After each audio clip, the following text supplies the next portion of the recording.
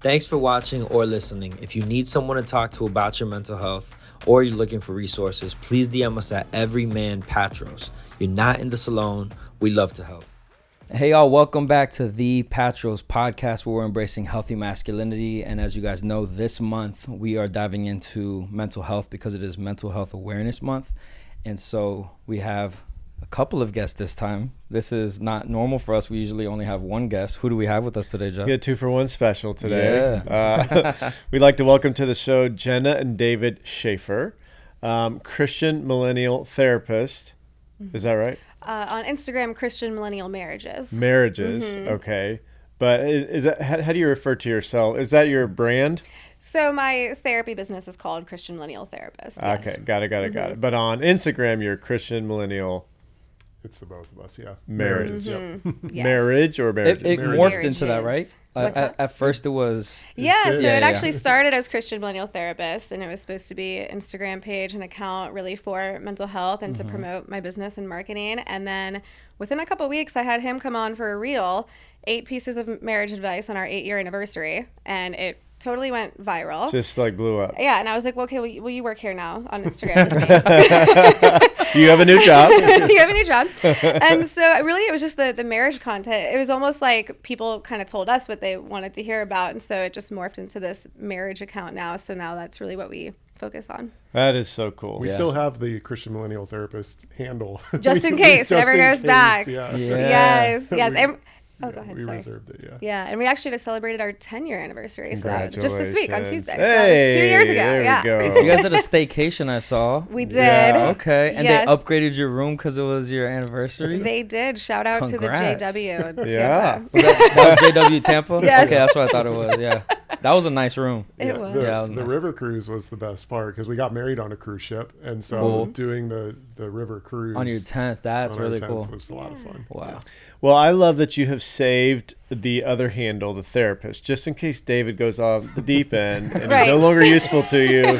You got a backup plan. Just in case I become Christian Millennial husband. Oh, yeah. Let's go. Yeah, he wants to build his own brand. That's awesome. Oh, man, that's so good. Well, we're happy to have you here. If you just stumbled on the Patros podcast, Patros is Greek for father, and father, but it means so much more than father. It's kind of that person of wisdom, that person who's been around the block, who is well respected in the community, who people go to for advice and counsel, and who passes that wisdom on to the next generation. And essentially, that's what we're trying to do, is build men who've got wisdom. And if there's one area where we need wisdom, I would say it's in the area of relationships, in particular of the opposite sex. Whether you're single, whether you're married, there's divorced people, like whatever it is, you still have to interact with the opposite sex on a daily basis. I actually have some other questions that I'll get. Hopefully I remember to get to you guys on that, but because I'm interested to get your perspective on kind of that male-female dynamic. But we're going to be diving into that today. And but I know your story is really special, and you guys have been through a lot together, and I think that that's inspiring for folks. So maybe just quick background each on, separately, and then maybe kind of walk us through some of those trials. Yeah. Okay. You want to start? Sure.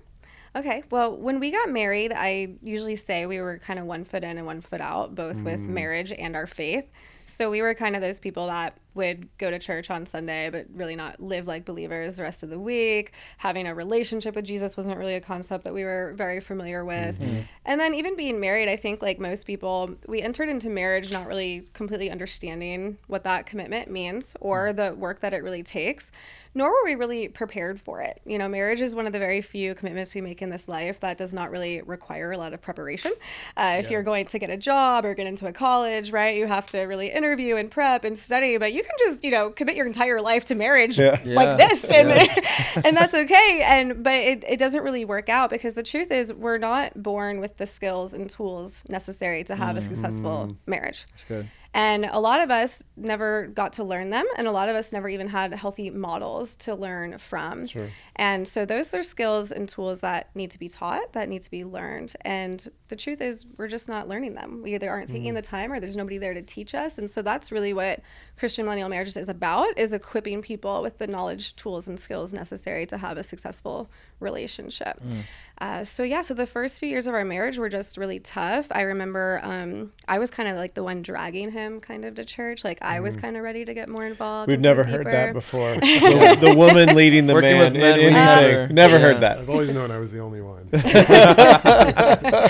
Yeah, and it was, it was draining and exhausting, and I didn't really know what I was doing either.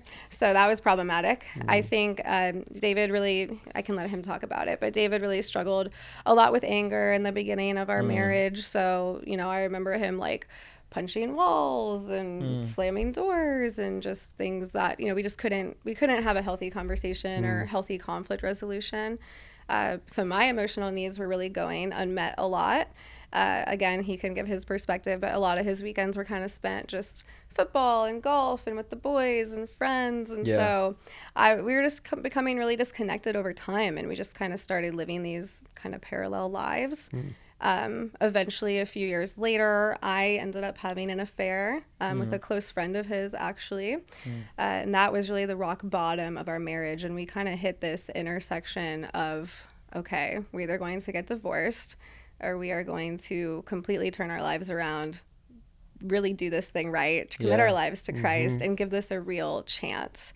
And so that was in 2019. And it's been an amazing just adventure really ever since. It's been incredible. We're so glad that we stayed together and got to the other side of this. Yeah, it's been a tale of two halves for sure for our marriage. The first 5 years was definitely not what I thought my marriage was going to be like, but the last 5 have been absolutely incredible and better than I could have, than I even thought that it would be. And better than before. Like our marriage is actually better now after going through all of this because of the work we did to repair from it than it was in the beginning. So even now, like we wouldn't take it back. Like if you asked any of us, like, would you do it again? Would you take these things out of your lives or of your past? If you could, would you remove them? And the answer is really no, because we wouldn't be the people we are today. We certainly wouldn't have the love for Christ and passion for other people, or even have the ability to help other people if we didn't walk through all this ourselves. So we've actually gotten to this place that we're kind of thankful for our trials, kind of like what they talk about in the Bible, right? Like you kind of celebrate your trials, and when you're going through it, you never think you're going to get there, but then you do, and you're just like, wow, I get it now. Yeah. When you said earlier, David struggled with, I wasn't sure which one of the things you were going to Which one of those? He's like, well, there's a lot to choose from. Which one is she? He's like, you're right. There's only one thing. He decided to use anger, but I was like thinking about all the other stuff. Well, I'll let you share that with them. Yeah, when we got married, we were 29. I was 29, and I just didn't have a really good example of what marriage looked like. I came from a broken home. I don't think I had a relationship with my dad at the time that we got married. I have a great relationship with him now, but yeah, it was kind of rough just watching my mom and dad growing up.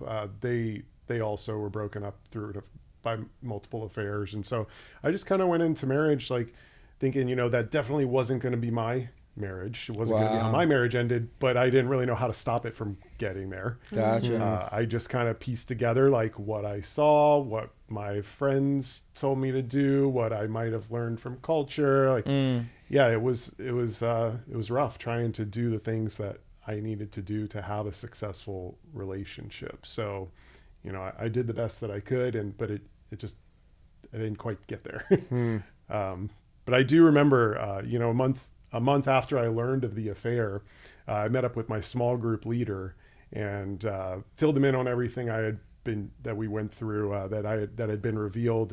But I told him I knew that God was going to use this. I just didn't really know like what it looked like, but I knew I had this burning desire in me to make sure that other couples, particularly men, like knew the things that I wish I knew before I got married. And he said something really prophetic to me that I didn't understand at the time. He said, you have a pastoral anointing on you. And I had no idea what that meant, what that looked like at the time. But here we are like 5-6 years later, and looking back, I can see that like God took something that was totally meant for evil, used it for our good, for the good of others, and brought himself glory in the process. And so, yeah, my motivation for doing this and getting into this space has always been teach others and help them not make the mistakes that we did before you go into your marriage. What did the timeline look like as far as like that healing process for you guys? Was it like very 6 different. months or It's very different was for the it both linear? of us. Okay, actually. Yeah. I was actually rather quick to come around. I forgave her immediately. Like there wasn't even really any fighting once she came clean about it. Cause I think at that time we had already been going to church, I think for like a month, maybe 6 weeks by the time you told me. And at that point, when she told me, I was just like, I had so much that I needed to be forgiven of. you were like on the from forgiveness God. train Yeah. already, so you're like, okay. I was like, I need the forgiveness just as much as you do. Okay. And to be honest, like we can sit here and point the finger and say, oh, you had the affair, but like you had an affair by the world standards, by God's standards. I was no more faithful than you were. Like Jesus said that he who even looks at a woman with lust has already committed adultery. And I can tell you, like, I may have never entered into a physical relationship with any woman, but I was on the 5-yard line multiple times, you know? And I just thought that like, oh, if it never turned physical, then it was okay. Wow. That was just how I grew up. Right. Yeah. But that's just not true. And that was the kind of stuff I was learning going back to church and going into my small group and reading the Bible was like, okay, I have a lot to work on too. Yeah. Wow. Yeah. So to be honest, I think our healing occurred kind of quickly, but I think it's because of a little bit of that prep work that I kind of already started, like he just said. But we also just, I mean, we just made the decision we were going to do whatever it takes to save our marriage. Yeah. And we were really willing to do the hard work that it requires. So at that point, I mean, right after that all happened, we both deleted our social medias. We removed alcohol from our lives. We read, all these books about marriage and Christian marriage, and we were in individual therapy and couples counseling. And so it really just, I think, accelerated the healing process because it was just our priority. We made it our priority. Like, I took a leave of absence from my job. I mean, we really were like, this is everything right now. Yes. Wow. Yes. As a counselor, do you see that, like, when people come into a therapy session, that's almost like what makes the difference is the commitment. Yes. The commitment to, and if they're on the fence, then it's like, okay, this is up in the air. Yes. Okay. And I tell people it's almost a matter of, are you willing to do what it takes to save your marriage? Because even if you don't want to, like, we can still work with it. But even if you don't want to, are you still willing to do the work it requires, make the sacrifices it requires? Yeah. On both sides, right? I would Yes. say. It's like both people have to be committed. Yeah. Yes. It can't be one person's in and one person's like, Yeah. Well, I will tell you, my wife and I have a similar story. Really? And it was me who was unfaithful. But 20 years after the fact, my life has never been better. My marriage has never been better. My kids have never been better. And when you see, there's a verse, I think it's in Amos, the years, God restore the years the locusts have eaten. You know that verse? Oh, yeah. We do. It's actually really crazy that you're saying that is what our marriage counselor gave us that verse, like right after. And we quote it all the time. I have goosebumps that you're saying that. Wow. I apply that verse to so many areas of my life. It was not just our marriage. Well, the things I squandered, Yes, like opportunities and God is never done with us. And so I try to tell people all the time, like, you are never too far gone. You have never done anything bad enough. Your marriage is not that, but like everything is salvageable. God can save everything. But unfortunately, and I like the way you put it, like, are you willing? And what I have seen, I went to a counselor, and man, at the time we were broke. And this dude was expensive, but it was like, I'm going to do whatever it takes. Right. And so I'm like, I'm going to shell this out. And, to this day, if you ask him, he'll be like, oh yeah, he's my star student because I did everything he asked me to do.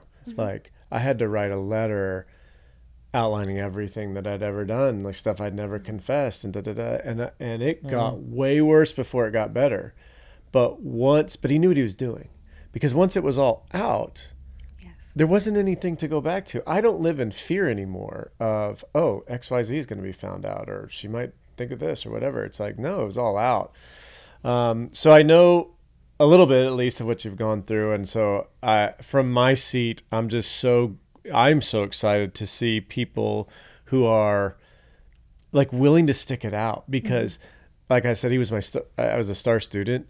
He would send men to me that had been unfaithful. I can tell you, I don't think a single one of those marriages are together. And so on one hand, he said, "Why do you keep sending them to me?" Because it wasn't your Google reviews got to be bad. It was like a 1 star maybe, and that was just out of pity. But it was guys were not willing to put in the hard work. Yeah. So I really appreciate like you saying that piece of it. I want to ask you, David, because you made the point, and we can talk about broader, like kind of the broader nature of this, but you said marriage wasn't what I thought it was going to be going in. I feel like that is almost universally true.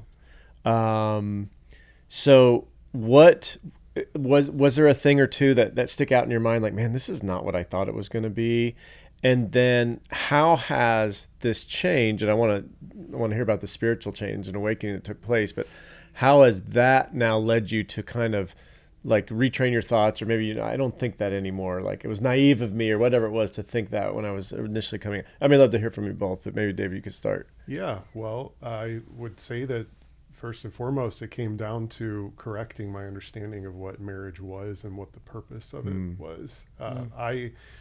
Like she said, my priorities when we got married were still fantasy sports, friends, golfing, drinking. I would go to church with her on Sunday and maybe even serve for one, and then I'd be at the bar by noon with a few drinks in me by 1 o'clock, football starting.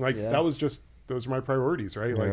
I was 1 foot in, 1 foot out. I was doing really the bare minimum necessary to keep a happy wife, maybe. So my idea of like what marriage was like my happiness, my needs being met. Sure, her happiness and me needs being met too, but it was more like a compliment to my lifestyle that I had as a single person, as opposed to the creation of a single unit. And so I would say the first step toward having this successful marriage that we have now is really understanding why my marriage was created, because it's not to make me happy. And for anyone out there that thinks that it is, if you're in a marriage, the enemy would love nothing more for you than to get you to believe that, because happiness is an emotion. It can come and go at times. There's definitely seasons where I'm happier than others. And so if the enemy can get you to believe that, when you're in a down season, that's when the door gets open to, maybe this isn't the right person, or maybe divorce is an option. And for people that are single, that the enemy has them believing that. If he can get you to believe that, then he can, 1, distract you from addressing the reasons that you are unhappy, and 2, get you to do something that you probably shouldn't do until you're married because you're worried about keeping them, or rushing into a marriage with someone that you shouldn't because you think that happiness is a person away. And I also just thought that having my needs met was the other one. And let's just set the expectation now. No one person is even remotely capable of meeting all your needs, right? Like Philippians 4:19, Paul said that, the same God who takes care of me will supply all of your needs through his glorious riches, which is given to us through Christ Jesus. So Jesus can meet all your needs, but a person cannot. That's good. Right? That's good. So if the purpose of marriage, what I've learned is that it's really just, my marriage was created to glorify God. Like I could stop right there. That could be the only thing my marriage accomplishes, and I would call it a successful marriage. Wow. That's good. Experiencing happiness and having my needs met is just like an ancillary benefit. It's something that comes along when you're having a God-centered marriage. And God gets all the glory when he sees the way that we treat each other, the way we talk to each other, and how we forgive each other when the other one falls short. That's really good. What about you, your expectations? I don't know if I can follow that. It was really fire. It was.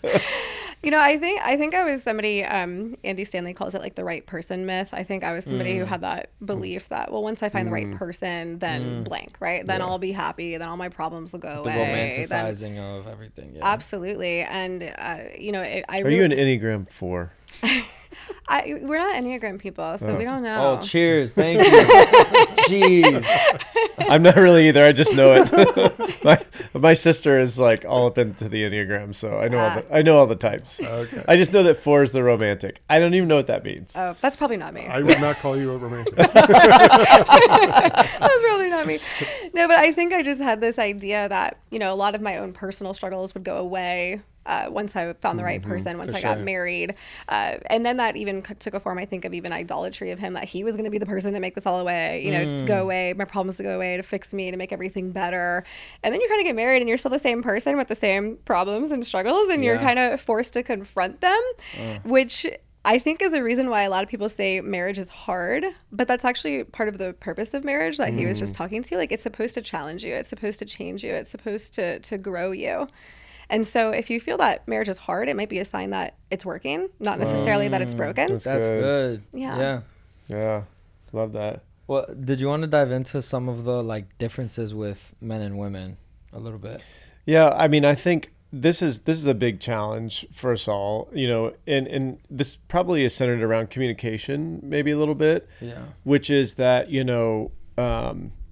I think personality-wise, we all communicate differently. But then men and women, there are probably some differences, and you probably know them better than I. But I'll give you, for example, right? My wife, if I were to say, hey, let's go do such and such, and she says, well, I'm not. She says to most of us, "Oh, yeah." My wife, she has a capacity to say something without saying anything at all, and so you walk away going, I don't know what just happened. Are we meeting or are we not?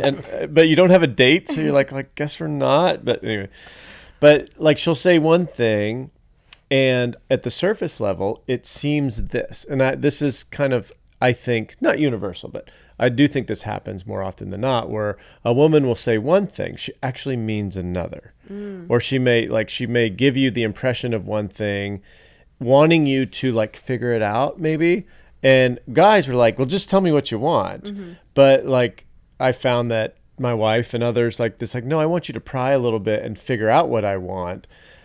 I'm putting you to the test, and then the guys are like, I'm just a simple-minded yeah, creature. just tell me what you want. It's like, well, pursue me and figure me out, As you guys have done ministry with couples, have you seen those stereotypes to be true? Or obviously not across the board, but predominantly true? Yeah, I would say generally speaking, sure. Yeah. So what do you in situations like that when it comes to communication? I think men, if we're not into ourselves, like what you're talking about, and that, by the way, that's the that is the stereotypical half in, half out. I love how you guys describe that, which is so many men and women in the church. They're just kind of along for the ride. If their kids have a bunch of sporting events, they'll be at those that weekend, and they're not reading their Bibles in the week, and they're just, there's no discernible difference between them and the world except they spend an hour at some big building on a Sunday, right?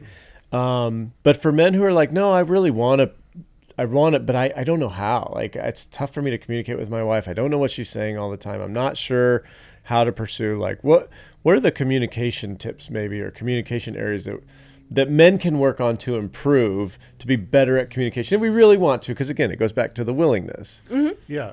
Can I just start that before Sure. you get into your super handy tools and tricks that you have in your I was about to ask for the tool bag. Yeah. First, I want to ask, what have they done? Be honest with yourself. What have you done to try to understand your wife or learn about women or how to communicate? What have you done to this point? Because I'm the kind of person, if I want to know something, I am so quick to Google that and study it, and certainly put a time into my fantasy sports, studying for the draft. If we want to do something, if we want to figure out how to put together a shed, we'll go do it, right? True. If you want to learn how to do something, there is a ton of material out there. There's some great books that we can recommend. If you're listening to this podcast, then you're already doing one thing, right? and going to see Jenna in sessions is definitely another thing. So Yeah. my thing is like, first apply yourself. I'm in the same way you would if you were going to get a degree, because that's really what I did at this. I was like, okay, I need to erase everything I thought I knew. God, erase all of that I thought I knew or picked up or learned or absorbed from the world, or just all the places that are not of you, and like, teach me, God. Just help me understand my wife. Help me understand what it is that I need and how to communicate, and go from there. That's good. A discernible, like being open, like an open spirit, willingness to learn, right? Yeah. I think one of the biggest pitfalls that I see men and women fall into is men, again, in generally speaking, tend to be fixers. And so they want to fix everything, solve everything. If their wife comes to them with a problem, a question, a complaint, sharing her feelings, right? They just want to fix it. And there's a reason in the Bible that Paul says, dwell with your wife with understanding. You know, he doesn't say dwell with your wife with all the solutions. Yeah. And so men take that as we have so many, though. We're full of solutions. I mean, I hope that gives our men listeners like a little bit of a, like, take a breath. Like, you don't have to fix it all. Your wife probably doesn't even want you to.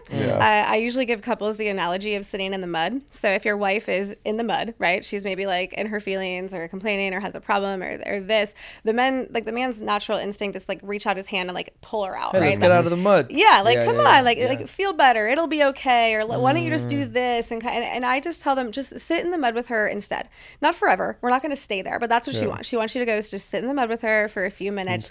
Man, this does feel bad. Oh, this does stink. You know, this position, is just terrible. You know. Yeah. Why are we here? And then get out together. So I think that's a really big takeaway, is changing your goal from solving to understanding. That's good. Yeah. And you can ask too, right? Like, if you're unsure about Like, do you want me to sit wants, in this with you? Exactly. Do you want me to sit, or do you want me to solve? Like, Yes, you don't have to. You need right now. Yeah, you don't have to be a mind reader, and I think that's kind of what you were saying too with your wife, right? Like I would probably, if you guys were in a session with me, I'd probably call out some mind reading, and ladies that are listening, I know it's really not cute to tell your man everything that you need, and sure, he should just know you've been together 20 something years, but it's a lot less cute to like not get your needs met at all. So we do need to learn how to clearly identify and express our needs. That's good. And on that note, for men too, learning how to identify and clearly express your feelings, because I think that is a struggle for men, and I think a lot of the men that I see, they really struggle to put a name, like a word, a label on what they're feeling. They really don't even know. And a lot of times for men, all of their what we call negative emotions come out as anger. So whether they're feeling sad or anxious, worried, frustrated, like whatever it is, it's going, they picture this big funnel, it's all sort of going to funnel out as anger. And a lot of times that's because that's really the only socially acceptable emotion for men that they had growing up. Especially, right? Like you're told to, like man up, like Can't start crying, cry, all those things, right? Exactly. And so they learned to just express whatever it was they were feeling through anger, and they still do. So it's hard to sometimes tell what a man is actually feeling. Wow. Yeah.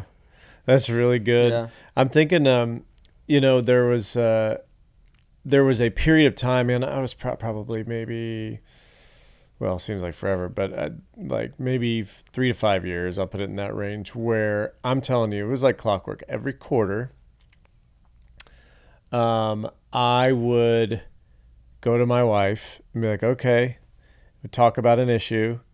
I wanted to solve the problem.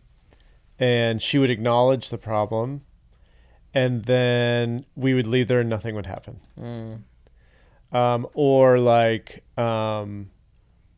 what would happen is she would shut down. She would start to shut down. So a lot of ways we were reversed, because I felt like I a lot of times was doing the pursuing, and she would shut down, and I would get frustrated, and we'd leave there and nothing would happen. And it was like, and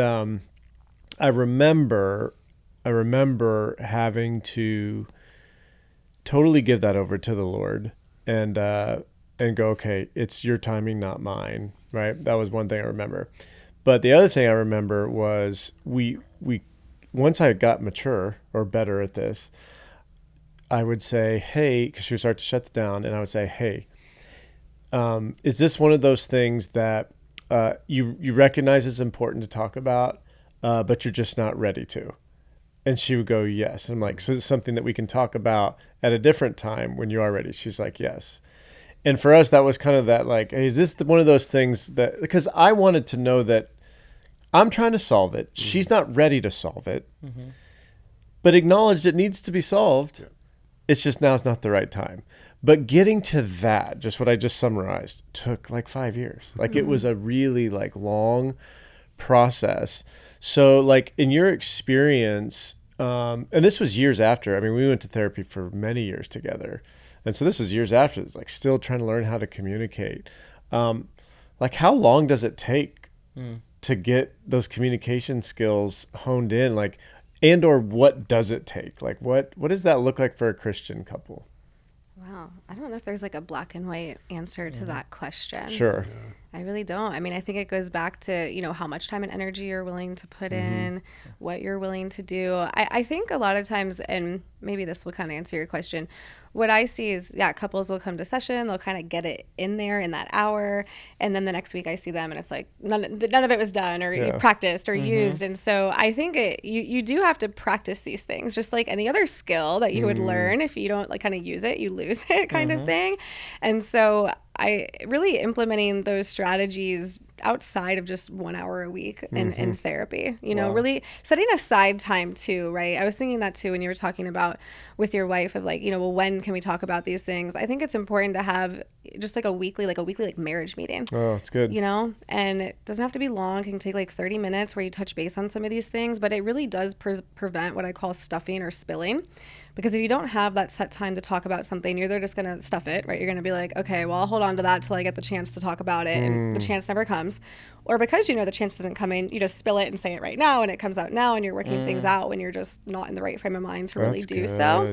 So, and that weekly marriage meeting will give you the opportunity to practice some of these things and to make sure that, hey, we're checking in, we're practicing active listening, we're practicing identifying and expressing our feelings, you know, and it's almost like a little, I don't know, almost like a homework. You know? Yeah. Do your homework. Yeah. I would encourage couples not to see it as like this degree sort of thing, or like when you ask how long, it's not a master's program, it's not a doctorate. That's good. You're lifelong learners. Just like always. Because you're just setting yourself up for frustration, because then if you think that there's going to be this day where your wife just stands up and says, honey, you did it. And hands we're there. We're there. We made it. And hands you this, plaque or trophy, something, you know, you're going to be disappointed because you're always going to feel like I haven't made it yet. And you're a lifelong learner. Yeah. Learn, be open to learning something new every day. Yeah, it's so first world of us to always have like a timeline for something. Like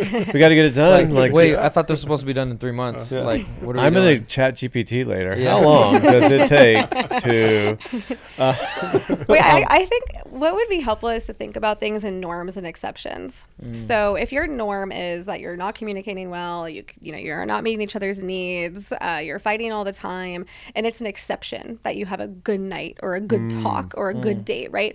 But once that flips, like not that, like David said, not that you're done, but once that flips, like once it kind of becomes the norm that you're getting along, you're enjoying each other's company, you're meeting each other's needs, it's an exception that you kind of have this like blowout fight or something goes wrong. Maybe you've made it, you know, not quite made it, but kind of made it, you know, like, but that's a good indicator that like, hey, we're well on our way and we've really achieved a good benchmark. Right. So that like measurable is kind of what you guys will talk to people about. Like, hey, it's not normal to fight every day or even bicker. Like what, especially for people that are like you, that, you know, they're thinking about marriage and they're probably listening and thinking about it wrongly. And so they get into a relationship and they're realizing, hey, this girl does not communicate to me, or I am always fighting with her. And they think that that's normal because that's how they grew up. Like, how do you communicate to that man? Like, what do you say to him? Like, hey, this is what you should be looking for.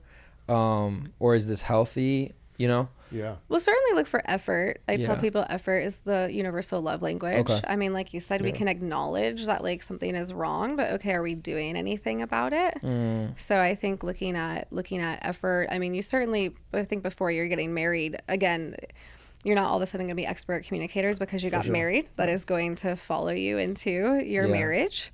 So I think that's one I would look for. Or even if he got married and then he found himself in the position that you found yourself in, which was like, is this normal? You know, like, is this okay? Yeah. Well, I mean, I think I would have that would have been squashed if I would have done premarital counseling, which we Yeah, look back and okay. wish we had done Yeah. because Which is an amazing I didn't tool. know that wasn't normal. I had not talked to anyone That's that good. had wisdom or could share with me that, hey, this is not normal. Let's work on this. Yeah.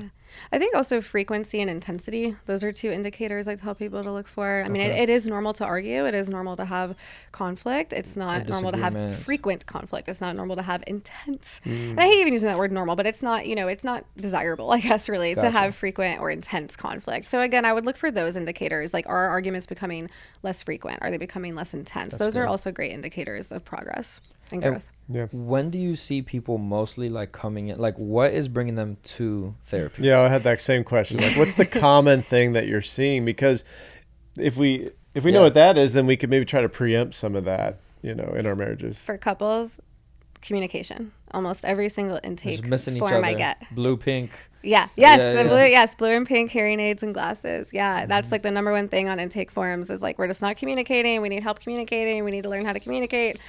So again, equipping people with those skills. And that's something you could certainly do before marriage as like a proactive approach.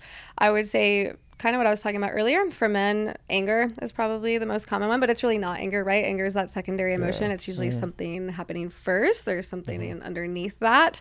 And then for women, I would say it's probably anxiety. Usually in some sort of form of people pleasing, perfectionism, and going back to, again, that sort of socially acceptable sort of thing, like with men and the anger. It's kind of the same for women and anxiety, right? Especially when we look Yeah, at things yeah. like people pleasing and perfectionism. Like those are the things that are like acceptable, right? Like, Yeah. to make people happy around you and keep everything peaceful and make everything perfect. And like, so it's interesting how underneath it all, we probably have different internal struggles, emotional struggles, but the way that they're manifesting for men typically comes out as anger, for women typically anxiety, and then for couples, communication. Wow. Yeah, for sure. I'm wondering like in your experience, what do you wish that, or I don't know. I'm thinking about men like,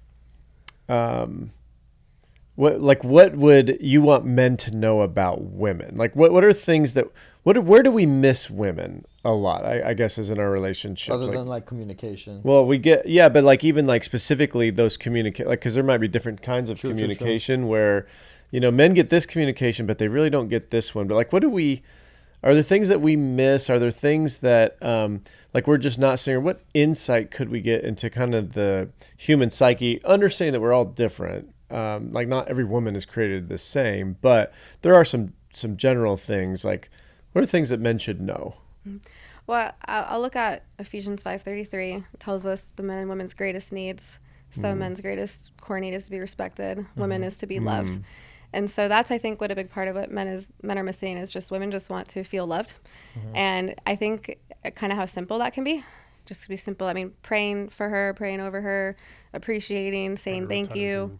What's that? Prioritizing her. Yeah, making her a priority. I mean, that's a big one I see too, is like work coming before the wife. Yeah. And that, I mean, just needs to feel loved and feel like she's the most important person and thing on this earth to you. I mean, God first, spouse second, right? But like Yeah, on this for earth, sure. like she is number one, and like the most important person in relationship. So absolutely making her a priority, little things, thoughtful things, just letting her know you're thinking of her. I mean, as simple as just bringing home a little thing from work or sending a sweet text throughout the day. Yeah. That's a common one I hear from a lot of women, is like they just want to know they're being thought of.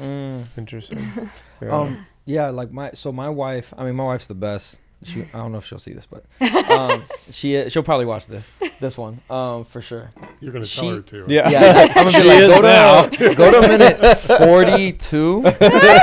You're really gonna like. I don't know what's on that one. Someone told me about it, but no, she's like, because sometimes work for men is how they're trying to love their wives. Yes. And sometimes wives, like the love, respect need is truly a need, but sometimes the way that we filter that need is improper. So sometimes women will be like, you're not loving me, and they're not looking for the ways that he's trying to love her. Or maybe she has an unhealthy expectation of what she thinks the love should look like. Right. And the same thing for men, right? Like we think the way that you respect me is shutting up and letting me lead. Like, and not like, no, you could challenge me. Like that's a way to respect me. So the reason I was saying that she's awesome is like, she'll I'll think I'm not loving her well when it comes to like, hey, I have a work trip and it's on your birthday. Is that okay? Like, and can we figure something else out? Like, and she's just like, you're loving me. And I was just like, oh, that's awesome. And so I just wanted to say that just because I'm trying to get some brownie points. But, but really, as I've talked to her, and we have like so many friends that we'll discuss with friends, like, and they'll come to us and ask us questions. And a common thing is that, like, how do you talk to women about how to filter that, and how do you help men filter what is healthy ways and expectations to love versus unhealthy? I guess I'm trying to like frame the question right, but maybe I'm like completely fumbling the ball. I mean, I think I hear you talking about mischaracterizing love. Yes, and respect. Yeah, like respect from both angles. I mean, I believed, this is firmly believed, that if I provided for my spouse, so I worked hard, I didn't cheat on her physically, and I that those two things like that's love. That was love. And did the occasional nice. And did the occasional nice gesture. Like flowers or something. Yeah. And she's like, I don't even like flowers. that would be enough. And I think that was just a gross misunderstanding of like an understatement of really what love is. It doesn't even scratch the surface. Right? And is that common for men that you guys work with? I believe that's a common understanding for men, even if it's naivety or being ignorant about it, because I mean that was me and in my circle growing up and what I learned from the things around me and my parents. So I mean, unless you're telling me again that this is just me, then the guys back you're me really up alone here. It's just you. No, that's for sure. I mean, that's what I've seen. That's really the blue way of trying to show love, right? Is like, hey, this was enough for me. Like, I'm good. If someone just puts food on the table and says, yeah, and I think we're so coming at it from different points of view. This is what I've seen is that like. I am doing something. Gosh, what just happened recently? Something where I did something thinking that I was loving her, and once I could explain everything, she saw it. But like from her perspective, I actually missed the mark on something. Now. I think the difference is like we were able to get that out really quickly. So I love what you talked about stuffing and what was Spilling. it? Spilling. So I'm a spiller. Like that's probably why we have a podcast. Yeah. I'm just gonna spill. Whatever comes out comes out. You would turn this into your own little session. This would be my therapy session if I could. Yeah. But my wife's a stuffer, so she would stuff that in. And then there's no healthy outlet. Meanwhile, I'm overbearing because I just want to get it out. Let's talk about it. Let's like, I don't want to go to bed angry. You're poking the bear like, hey, let's talk. Let's always wrestle. poking the bear. Yeah. But so now we're better at it. But I think that's part of it, right? Is that it's we may do or say something. Our spouses may do or say something. We're interpreting it through our lens. Yeah. And it's just as it gets filtered through, you're just missing it. And what looks like what was one thing in its intention was actually something else. Yeah. Do you see that a lot? Yeah. And a great question to ask yourself when this happens is, what is the most loving explanation for what my spouse is doing right now? Oh. So thinking the best. Thinking the best. Benefit Exactly. of the doubt. Yep. Exactly. Because we often make negative assumptions, about other people. We tend to judge other people by their actions and ourselves by our intentions. Wow. When really we kind of should be looking That's at so good. That is so good. Yeah. Say that again. That was good. That was a great line. We tend to Make sure. Wait, hold on. We'll make sure we get the reel right. Yeah. should I look at the camera? Yeah, look at the camera for this one. We tend to judge other people by their actions and ourselves by our intentions. So it's really important to ask yourself, what is the most loving explanation for what my spouse is doing right now? That will help you see their intention and their heart behind it. Oh, that was so good. A husband is sending that Yeah. to all his friends. But isn't it, why do we do that? It's like we immediately think that the guy in traffic or the girl in traffic or whatever that just cut us off hates us, or that the person that we cut off accidentally because we weren't paying attention. I think that's or just you, Jeff. We were on the phone with our wife and she was giving us bad news, or I had an argument with my kid, or like I was talking with Allan and he did something I didn't like, and or whatever it is. And then they're giving us the bird. And meanwhile, they don't realize, like, I'm going through something. Like Oswald Chambers says, there's always one more thing about a person that you don't know anything about. I love that. Right? And so it's like, in life, if we can give each other the benefit of the doubt, that's going to work. But especially in a marriage, because, and I'm sure you see this, that we treat the people closest to us the poorest sometimes, right? Yeah. Sometimes. Yeah, I like to tell people, like, when we're in a relationship, because people say that a lot, right? Like, oh, I get the worst of them, or, we treat the people the worst. But really it is that you're getting all of them. So as much as you are getting, like, those worst parts and you're seeing, but you're also getting the best parts, and they also in moments treat you better than everybody else. And unfortunately, we just can't kind of pick and choose. Like, if you want all of somebody, an authentic somebody, it's going to come with all of it. That's good. Yeah, I don't think that grace is something we're just naturally good at. It's a learned behavior. It's borderline fruit of the spirit. Something that we just have to ask God for and get better at. Yeah, for sure. How do we, like, I would say, you talked about women deal with anxiety, men maybe deal with anger. I think it's probably pretty accurate on the whole. But anxiety is on the rise, just in general. Like, men, women, everybody. Anxiety is just more prevalent and pervasive than it ever has been. How can you said a few things earlier, but how can we fight against anxiety in the marriage? And I'm thinking in particular from the man's standpoint, if the woman is the one who is more anxious, what are the things we can be doing to lessen that anxiety? Yeah. Okay. So when we talk about anxiety, so anything that's rooted in anxiety, it's going to bring your thoughts to the future. Okay. So anxiety is rooted in the future. Depression is kind of rooted in the past. Your thoughts are going to go to the past. So one of the best things you can do to combat against anxiety is to come to the present, to be in the present. So that is something you can absolutely for yourself or help your wife with, is kind of that returning to the present, whether that just be giving her some reassurance, praying in the moment. Praying is a great way to return to the present. There's a lot of co-regulation techniques. So that would be regulating your nervous system. Men, if your wife is feeling anxious, you can lay your head on her chest, on her sternum, or even your hand. The pressure on the sternum will activate the parasympathetic nervous system. Going for a walk is great. It's regulating for the nervous system. Lately, I've been recommending people do color walks. I don't know if you guys have heard of those, but before you go on a walk, you pick a color. Like if you picked, green, color. And you look for that color. So it brings you back to the present. So those are kind of just some quick, like everybody can do, easy daily ways to combat anxiety. You never taught me that one. I never taught you. It's a new thing. I just learned. I walk all the time. I walk the dogs every day. She's like, where all the colors are. That's the problem. But it really does train your brain, to be more present. Christian guided meditations, if that's something that you feel comfortable with. There are some great faith-based ones, on YouTube that you can even find.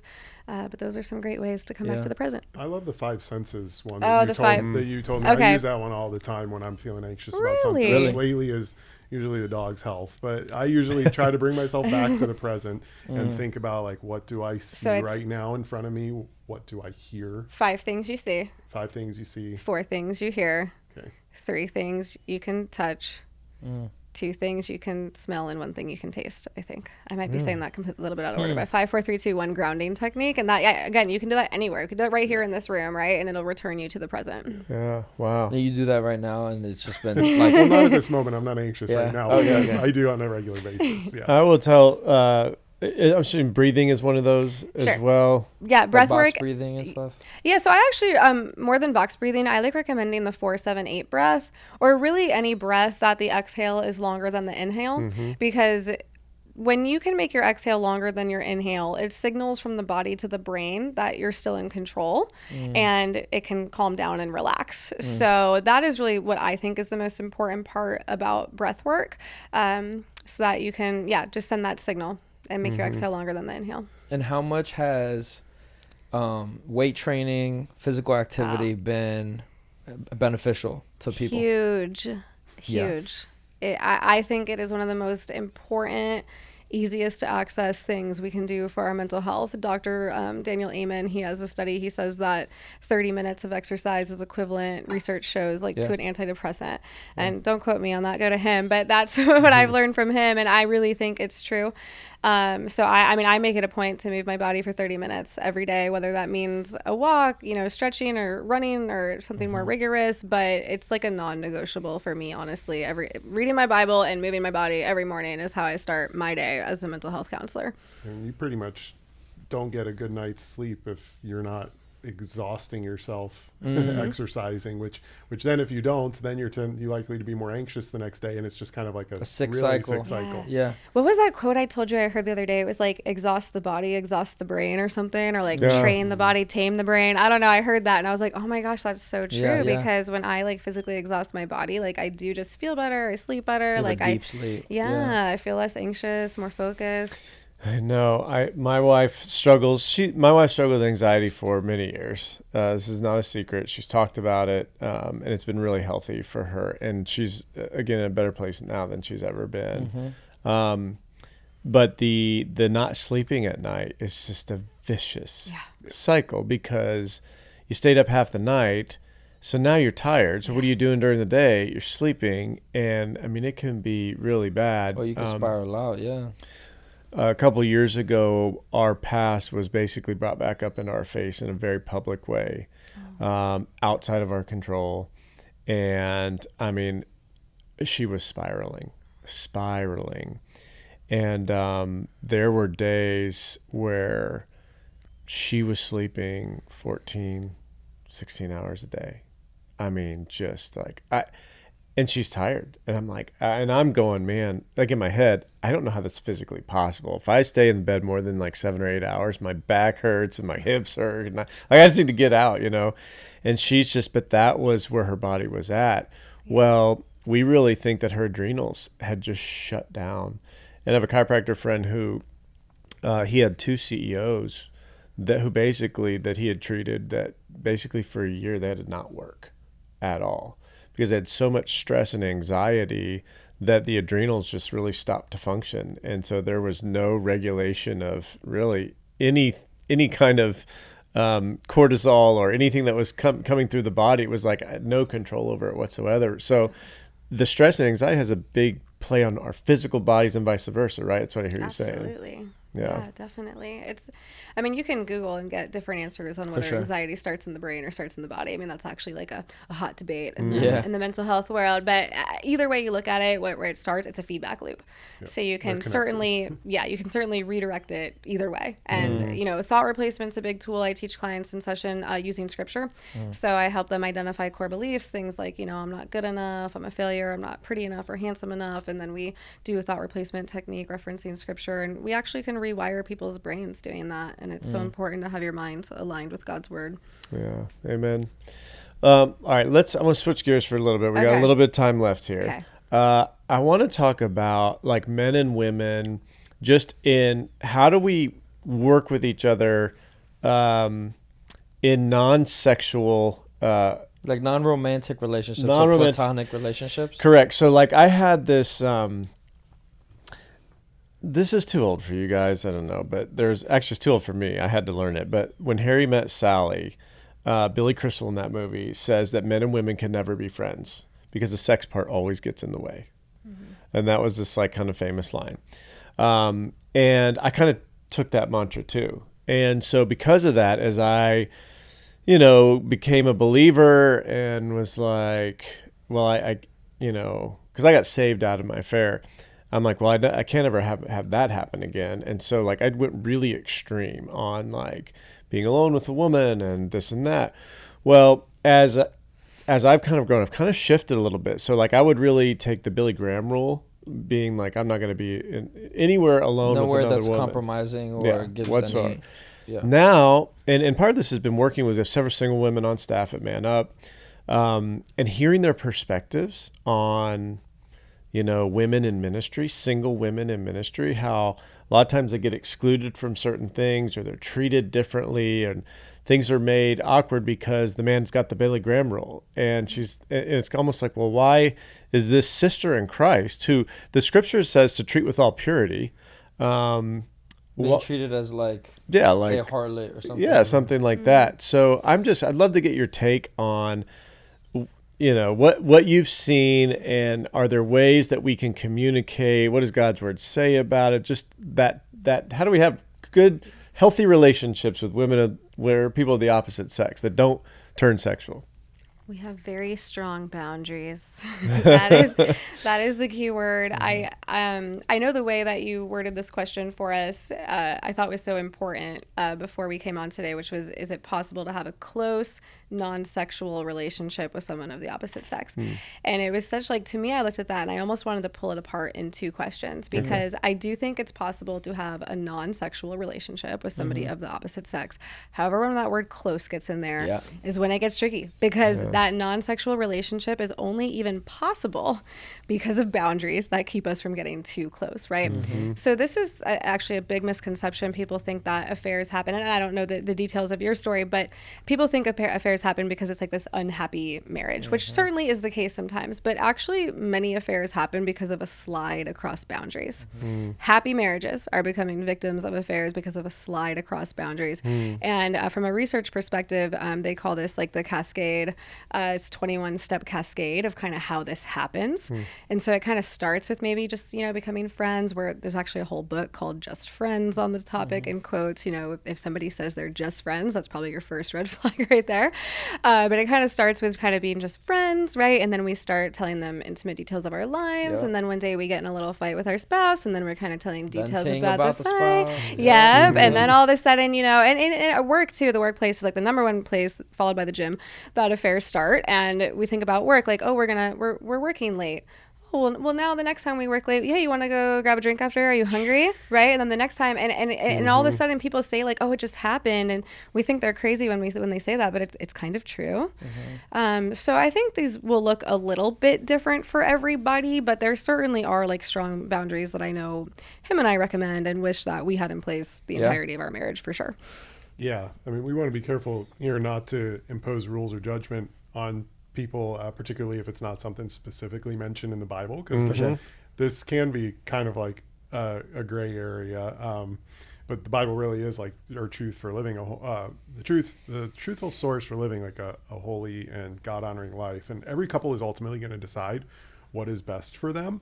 But we just want to offer, encourage people to use wisdom, discernment, and certainly prayer. If you have a question, if it's you certainly use prayer to come to that conclusion yourself and talk it out with your spouse. But why don't you share some of the actual boundaries? Okay, so I remember when him and I were baby Christians. This is when we first got married, so before we really went through it. But we were at this Wednesday night Bible study, and our pastor was talking about these really strong boundaries that you're kind of referring to, right? You're never, I guess the Billy Graham, I never heard it referenced that way, but you're never alone, with the opposite sex. You're in group text if you're, with the opposite sex. And I remember we both left, we kind of looked at each other whoa, that was kind of crazy, if you need that, if you don't trust your man, right? You got problems, right? But now we look back and we're wow, those are actually really smart. And we actually implement a lot of them. So never being alone with the opposite sex. We do group text with the opposite sex. Transparency. Trust is built on transparency. That's a key ingredient. So transparency is the ability to see and know our partner's inner world. So of course we have each other's, phone passcodes and social media passcodes.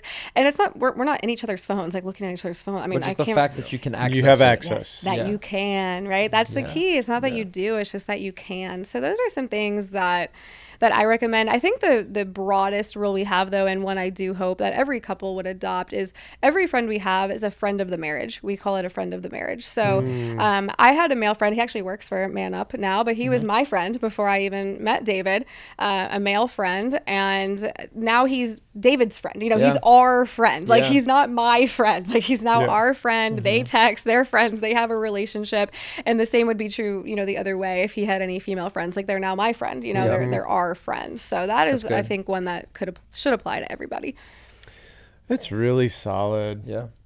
Because I think I just love how you said it. What is it? I think Casting Crowns has a song about a slow fade. Yeah. You don't get there in a day. Whatever your failure is, you don't get there in a day. You don't become an alcoholic in a day. You don't become a drug addict in a day. You don't become an affair, someone's committed an affair in a day. And it's just over time, you're like, wait a second, what happened? And I think also included in that, and what you're getting at, is just this importance of accountability. Yes. And I would say, as a man, and I'd love to get the woman's perspective on this, but as a man, it's the probably single biggest thing that would keep me from that. I like to talk about my faith being a three-legged stool, on which I have reading my Bible, my prayer and the Holy Spirit, and the accountability of other men. And if I don't have any one of those, I'm not seated. So really, I can be great at reading my Bible and I can be great in prayer, but if I don't have other dudes that are checking me, and I mean dudes that are checking me, and for that to happen, you have to have close relationships, because otherwise, if you're with yes men all the time, they're not going to tell you that, what the scriptures say, that wounds from a friend are better than kisses from an enemy, right? I want those wounds from a friend. So I'd love for you to maybe talk about that a little bit. He has the perfect thing for this. I really like, so there's this one tool. So I struggled with lustful thinking. I just kind of grew up thinking that porn was okay. That it was just kind of normal. I mean, I watched Friends, like Joey was the coolest one on there, and there's an episode literally called The One with Porn. I remember the episode. Right? Yeah. So I struggled with lustful thinking coming into our relationship, and certainly overcome that to this point, but through a lot of different things. One of those that you can use, one tool is the dagger. So it's all about accountability. James 5:16 says, confess your sins and pray for each other so that you may be healed. So the concept behind the dagger is when I confess to a friend something I'm struggling with, whether it's porn, whether it's recurrent unholy thoughts about a certain person, I'm giving that friend a dagger that they can use to help me kill my flesh. And which is, the flesh is really the source of all this unholy thinking in the first place anyway. So that person then checks with me on a random basis often, and will ask me like, hey, have you ... And so what we're doing really is like, we're shining a light on the darkness, and knowing that my friend has my back and is like going to battle with me on these things. There's just incredible power in that. Another tool that I like to use for that way of thinking is similar to cognitive behavioral therapy, thought replacement technique, but it's really just rewiring my brain, like training my brain to switch gears. So I can't always control my first thought, but I have a lot more power over my second and the thoughts that follow that. Yeah. And so it's just example, like I'm walking down the street and I pass a woman, not my wife, and I just have this like harmless thought that that person is attractive, right? Like an intrusive thought type of thing? Yeah, well, that one I would say is just kind of like normal human nature, right? Yeah. But then for someone struggling with lustful thinking, yes, their second thought might morphs. be, I wonder what that person looks like without their clothes on. Yeah.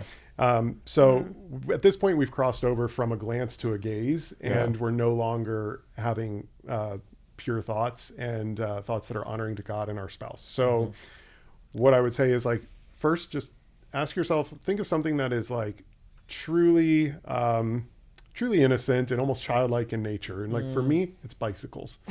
I just love bicycles. I love riding my bike. I like picture myself. You seem like a bicycle guy. Doesn't he? I picture myself. Like, I want to ride a bike with you, actually. Like right on Bayshore, right by the water. Yes. So I like picture myself riding on the lakefront trail in Chicago, like looking out at the sunrise in the morning, like picturing the crystal blue water and just like wind in my face. And so that's that place for me. That's that thing for me. And so what I do now is like the second I start to think that second unholy thought is like, and in this case, it's like, oh, I wonder what you stop.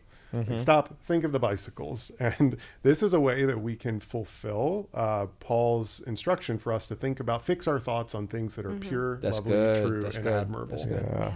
I It's a love really that. simple thing you can do. Yeah, because it's not necessarily sinful to be tempted, but then to think on that temptation and let it unfold is where the sin, it becomes lust. And where, to Jeff's point earlier, is like, it's a slow fade. Like it might just be that thought at the moment, but then it turns into like, oh, well, it's just a, hey, how's it going? And then it's just a little flirting. And then And that's what Satan loves. He's just waiting for you to be like, oh, I'll touch the line this time. Exactly. Yeah, I mean, yeah. how silly would he be to like? He is. Yeah, the be like, chief hey, let me tempter, ruin right? your Like, marriage on the first one. Yeah. it Right, just that's wouldn't be too wise- easy. Yeah, it wouldn't be wise of him to like tell you that this was going to end in an affair. He would just be like, Yes. oh, just this. It's no big deal. Like, oh, Not it's a just big this little- deal. Yeah, this little thing, not a big deal. That's And then good. before you know it, you're there. Yeah. Well, I mean, that's like the original sin, right? Like he didn't tell Eve, well, you know, the whole world's going to collapse if you do this, you know? Screw everybody. It was just like, oh, it's just a bite. You know what Yeah, I mean? yeah, yeah, like, yeah, yeah. absolutely. Yeah. Wow. So, because one of the things that you were bringing up was the women feeling almost sometimes left out. Yeah. So what would you say there? Is that just more like, hey, then men that are in powerful positions, like just be more intentional in how you champion those women, that you don't necessarily put yourself in a compromising situation Right. or what seemingly is compromising, but still figure out creative way? Like what? Yeah. I mean, I'm not in this For space, sure, yeah. so it might be a little hard for me to speak to, but you do have clients, a lot of clients who are in the ministry course. space, and you know, I know like a lot of them have, hey, you're remodeling this building, right? Recommend some glass doors, glass windows, you know, not a room like this where It's closed off. anything could happen in yeah. here, right? So I think that's a kind of a creative good. way. Of course, Hey, if I said glass out there. You did. Out there. She's saying in here. I understand, but I mean, it's progressive, okay? Yeah. And then we'll get dog collars. If men and women get 5 feet from each other. We get shocked. yeah, Leave room for the Holy Spirit. Yeah. I don't, Yeah. not But that's the Billy good. Graham That is thing, great. is it? Yeah. No, that's a whole different. That's a But whole that's a other really thing. good, yeah. Like just thinking of ways to completely make it hard. I mean, I think, or just including that third person, you know, in the meetings. Yeah. Like obviously, if my husband wasn't here, this would be kind of an awkward situation, Yeah. right? I'm Yep. in a dark room alone with 2 men, Yeah. right? Yeah, But now my yeah. husband's here, right? Yeah. So there's like kind of another, like a third party, like someone good. else there. And I think also just being forthcoming, because obviously I can't, you know, people ask me a lot when I suggest some of these boundaries. Well, what about like, you know, his work? Like obviously my husband has like Teams chats and whatever. I don't even know what all. I mean, I'm not reading my husband's Teams chats. You know what I'm saying? But like having that transparency to say like, hey, you know, this person kind of made a comment to me that I thought was kind of uncomfortable or weird, or you know, and Just just letting like you know. letting you know, right? Like, or hey, I got this DM, you know, on Instagram. Like, I know you're not going in there searching it, but like, hey, I just wanted to like show you, you know, Yeah, this, yeah. and this person from my past sent me this DM, but I did block them and I did delete them, and That's so good. I don't know what that would look like in the workplace, but I do think there's a level of like forthcoming that we could bring, like especially to our spouses at home. Like, hey, you know, I ended up in this meeting alone with this person, and you know, like Yeah. just wanted to let you know. It happened. I couldn't just awkwardly be like, I'm leaving this meeting right now. Sure, yeah. And again, it's like norms versus exceptions, right? Like there's going to be exceptions where Yeah, like, yeah. you know, like we maybe be like, you have a one-on-one meeting or something, you know, but it's, if that's a norm, like that would be concerning, I think. Yeah, I think the principle you're getting out of openness is the one that men need to embrace, because Yes. I think a lot of times we'll just conceal things, and sometimes it's not because anything has been done wrong. In fact, I would argue now most times it's not. But then I'm like worried. Well, how will she perceive it? Yeah. And I think that's the wrong thing to ask. That the right thing to do is just, no matter what it is, because then that fosters intimacy. In the same way that when I wrote that letter, I pulled out stuff she didn't know, but once she knew, it actually made her trust me more, because she realized, oh, like he's willing to do that. So even certain innocuous behavior that's like no big deal, it's like, hey, I'm just gonna bring you in on this, right? So that way, you know, Right. that breeds intimacy, right? Absolutely. And it builds trust. It's an opportunity. I think what you just described is the perfect example of the opportunity to break trust or build trust right there. And if I'm in your position, I'm just going to, you know, take the wheel and use it as an opportunity to build trust. Yeah. That's good. So I know we could go along Yeah. a We'll long, start asking long you time. every question. Because we'll ask you every question in the book, and then you should charge us. But maybe just kind of as we wrap up here, in thinking about how we can honor women, how can we honor our spouses? I know we've talked a lot about that, but if you had one or two things that were like, hey, these are ways, practical way. yeah, like this is how we honor women, or how women can be honored, and I'd love to hear from both, like how you do it, David, in your marriage maybe, but also, you know, from your perspective, how do you feel honored, and what does that look like?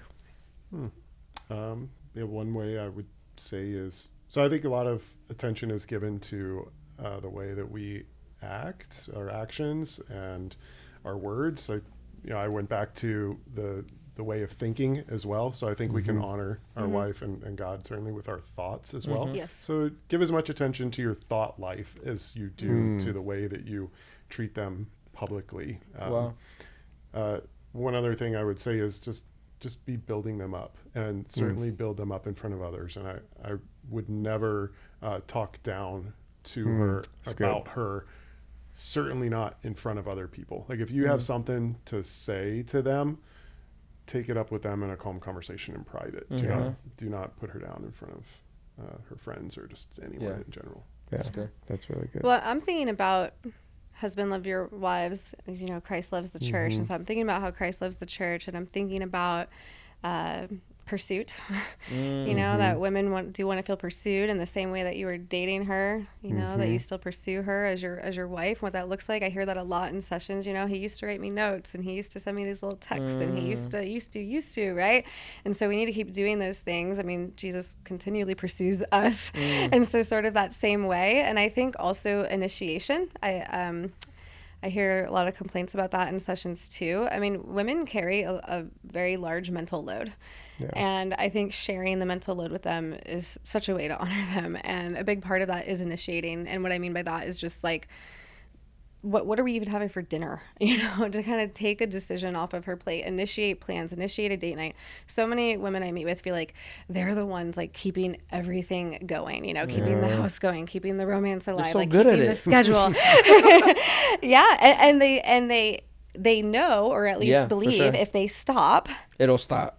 it'll just stop. Yeah. It just won't happen. Well, if I don't do it, no one will. And you know, if we can get our wives like kind of out of that position to know, hey, if she can't do it, she knows I will, or Yeah, I will that's even good. do it before it even gets to that place. She doesn't have to ask me to do it. Yes. Okay, that's good. Yes, without asking. Yeah, Initiate without asking. Speaking of casting them in a permanent role or a role they shouldn't be in, be the spiritual leader in your home. Yes. I mean, that was really like the downfall of our marriage, is like you talked about at the beginning, like I cast you into this leadership role where you were the one dragging us to church. You were the one doing, she went to a couples married group by herself For a whole semester.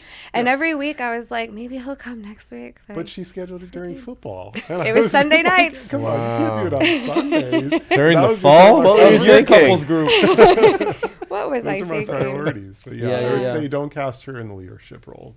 Be the spiritual leader. And what does that usually look like as far as spiritually leading? Well, For- she should be able to catch me reading my Bible at home. She should be able to see me in prayer. She should just know that I should be pursuing the Lord. And Okay. she'll see that modeled. Yeah, and so just embodying all the things that you want for her, like you should embody them first. Sure. The mental load piece, I was chatting with the gal who we're doing some work with, and this conversation came up about mental load because it was germane to the conversation that the reason we were meeting. And it hit me like a ton of bricks, because I think a lot of guys are like, hey, tell me, like good men, tell me what to do and I'll do it. Yes. Like, I got no problem doing it, but I can't read your mind. Just tell me what you. But what we're being is lazy, because a lot of times, because we're not being proactive in our thinking. We're just kind of letting the day happen instead of pursuit. And I just probably should not do this on air, but I'm going to do it anyway because I want to get your thoughts on this. My brother and I had this conversation, which is, we can cut it out. Yeah. Before the marriage, it feels as though you're both pursuing, right? But in different ways. And it feels like women will use their sexuality before marriage as a way to lure the guy in. And the guy will be like Mr. Night on a, whatever. Both of your best versions. Oh, of you are. yourself. Yes. It's like the best versions of Yes. yourself. But then, like after you get married, it's like guys stop pursuing and girls stop using their sexual. Like, have you found that to be true? I'm just curious. Is that? Yes, I do find that to be true. And I actually think I kind of have the answer to it. And it's because, and again, generally speaking, women give sex to get love, and men give love to get sex. Everybody's doing transactional behavior. So in the beginning, right, like women are kind of more sexual. They're willing to be more sexual because they're wanting all that love in return. And men are being very loving and very romantic in the beginning because they want to get sex. And it's not necessarily that goes away, after marriage. I think that's still kind of probably an underlying tactic sometimes, but you've captured each other already. Yeah. It's like, I got you. Yeah. What do I need to do that for anymore? I would say in a good God-honoring, God-centered marriage, it's more about this is what that person needs, and so I'm doing it because this is what they need, and as an ancillary benefit, like this is going to be returned. This is enjoyable. To me. I'm not doing something to get something in return. Right. Yeah. And that's, I think, what's not talked about enough, right? Is like, this is all worship. Like the goal of this is we're worshiping Jesus. And so if God is not the point of this covenant and this commitment, it's really standing on nothing. It's just, we're just here doing this. And so you're completely spot on. Like the benefits are that we get to enjoy it. That's good. Well, I think when we are viewing our marriage as that oneness that you talked about earlier, and I loved how you said, hey, your friend is now our friend. Like, that's really good. It's just practical, but it's viewing yourselves in light of God, in light of the covenant. And really, like, and you said it, David, it was beautiful. If the only thing our marriage does is give him glory. That's it. What are we talking about? Like, it's enough. Yeah. It really is enough. And I think that that's something for men as you're listening to this, like, there's going to be rough times. There's going to be good times. But at the end of the day, like, if you are living into your role as a husband and living into your relationship with God, your marriage is going to do good for somebody, for the universe, but for God. Yeah. And I think that's enough. And if instead of looking to the other person to please us, we're looking, hey, I got an audience of one here. And the side benefit will be our wives are going to love it, our husbands, like, et cetera, kids are going to benefit, our coworkers, et cetera. So this has been really good. Thank you, David, Jenna. We really appreciate you coming on the show. I know people are going to be blessed because of it. So. And before we end it, I want you guys to highlight, where can people find you? And I remember we talked on the phone about a tool that you wanted to let them know that they could access as well. Yeah. So you can find us on Instagram at Christian Millennial Marriages. The website is christianmillennialmarriages.com. We have a lot of free resources on there too. We have a 4-day connection challenge, a 7-day communication challenge. So a lot of free things you can access. And then we actually have a marriage course that we created.